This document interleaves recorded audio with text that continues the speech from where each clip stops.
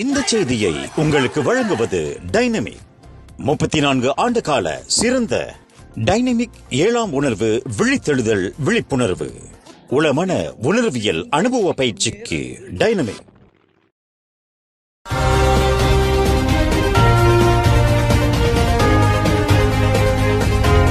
வணக்கம். திசைகளின் 5 மணி செய்திகள். 2027ஆம் ஆண்டு கல்வி முறையில் சீர்திருத்தம்.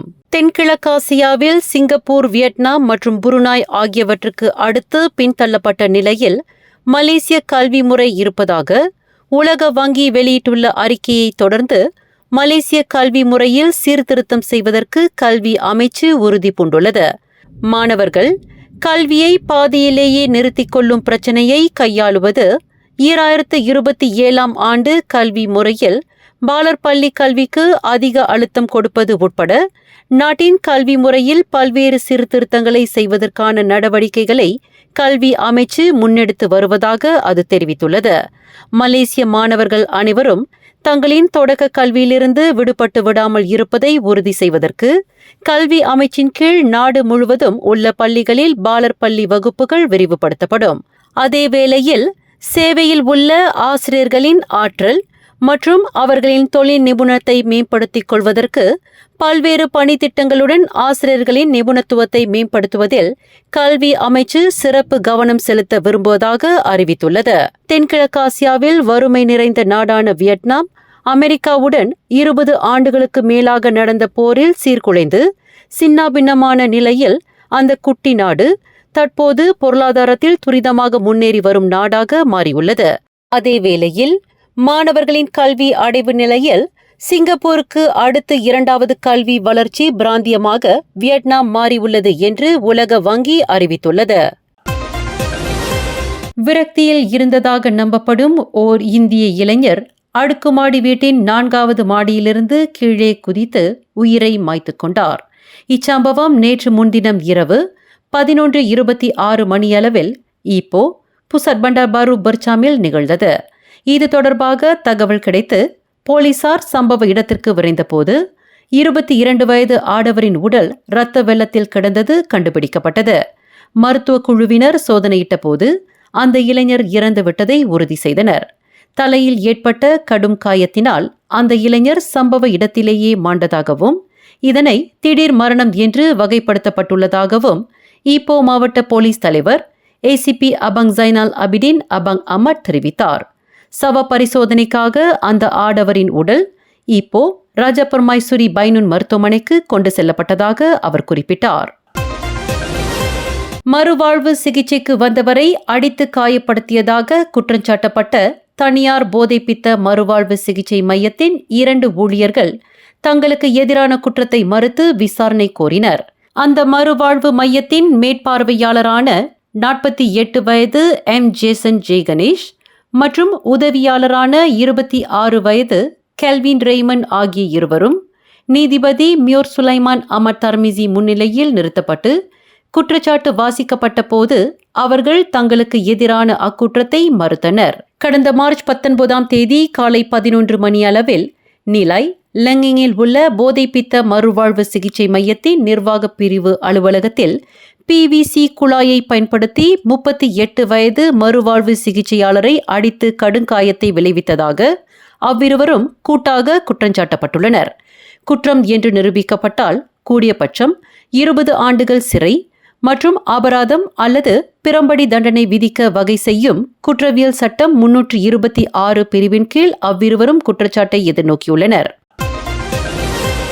முன்னாள் பிரதமர் டத்தோஸ்ரீ நஜீப் துன் ரசாக்கிற்கு விதிக்கப்பட்டிருந்த சிறை தண்டனையையும் அபராதத்தையும் குறைத்துள்ள கூட்டரசு பிரதேச பொது மன்னிப்பு வாரியத்தின் முடிவுக்கு எதிராக மலேசிய வழக்கறிஞர்கள் அமைப்பு சட்ட நடவடிக்கையை முன்னெடுத்துள்ளது.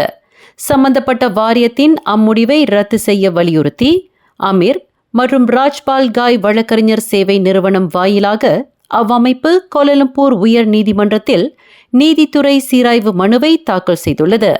இதற்கு முன்பு 1MDB நீதி முறைகேடு தொடர்பில் குற்றவாளி என நிரூபிக்கப்பட்ட நஜீப் ரசாக்கிற்கு 12 ஆண்டுகள் சிறையும் 210 மில்லியன் வெள்ளி அபராதமும் விதிக்கப்பட்டிருந்தது. அவர் அரச பொது மன்னிப்பை கோரிய பிறகு அந்த தண்டனை 6 ஆண்டுகள் சிறையாகவும் 50 மில்லியன் வெள்ளியாகவும் குறைக்கப்பட்டது. இந்நிலையில் அம்முடிவுக்கு எதிராக மலேசிய வழக்கறிஞர் அமைப்பு தாக்கல் செய்துள்ள மனுவில் கோலாலம்பூர், லபுவான், புத்ராஜயா கூட்டரசு பிரதேச பொது மன்னிப்பு வாரியம் முதல் பிரதிவாதியாகவும் நஜீப் ரசாக்கை 2வது பிரதிவாதியாகவும் குறிப்பிட்டுள்ளது.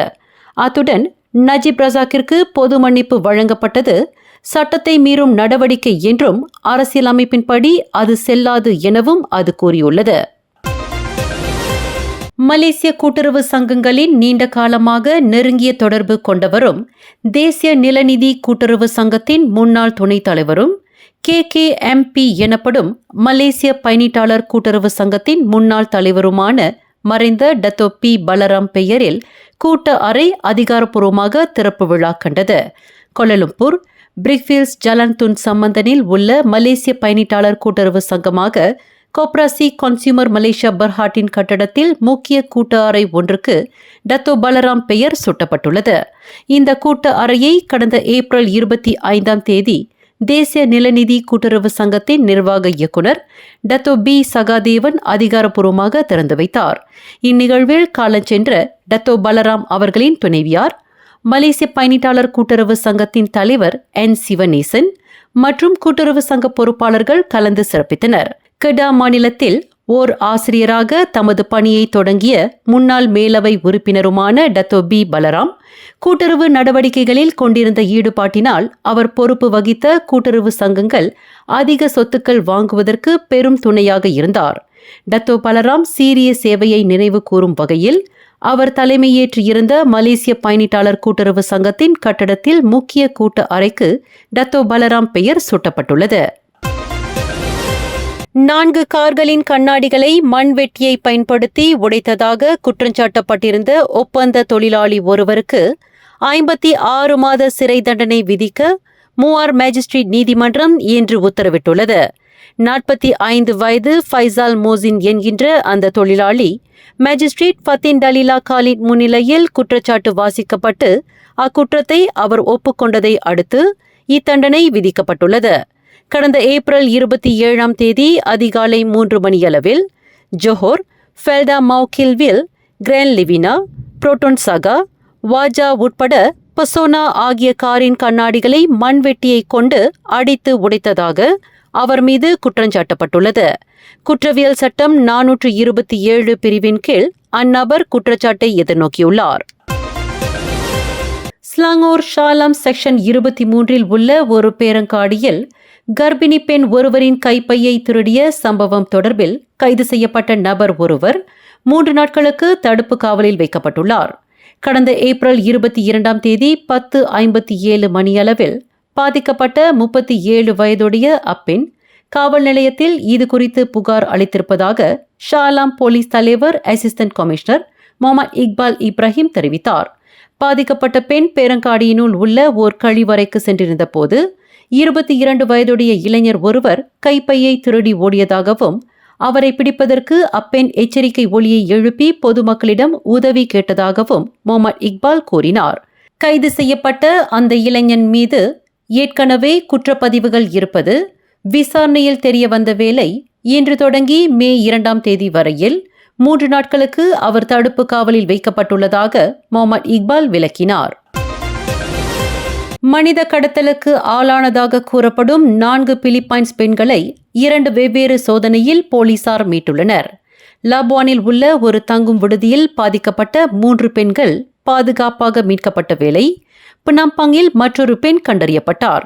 கடந்த ஏப்ரல் 26ஆம் தேதி லபுவான் மாவட்ட போலீஸ் தலைமையகத்தின் குற்றப்புலனாய்வு பிரிவு அதிகாரிகள் மேற்கொண்ட திடீர் சோதனையில் பாதிக்கப்பட்ட பெண்கள் மீட்கப்பட்டதாக லபுவான் போலீஸ் தலைவர் சூப்பரிண்டென்டன்ட் முகமது அமிசி ஹலீம் தெரிவித்தார். 31க்கும் 33க்கும் இடைப்பட்ட வயதுடைய அப்பெண்கள் மனித கடத்தலில் சம்பந்தப்பட்டிருப்பதுடன் ஒரு பொழுதுபோக்கு மையத்தில் கட்டாய தொழிலாளர்களாக வேலைக்கு அமர்த்தப்பட்டதாக முகமது அமிசி கூறினார்.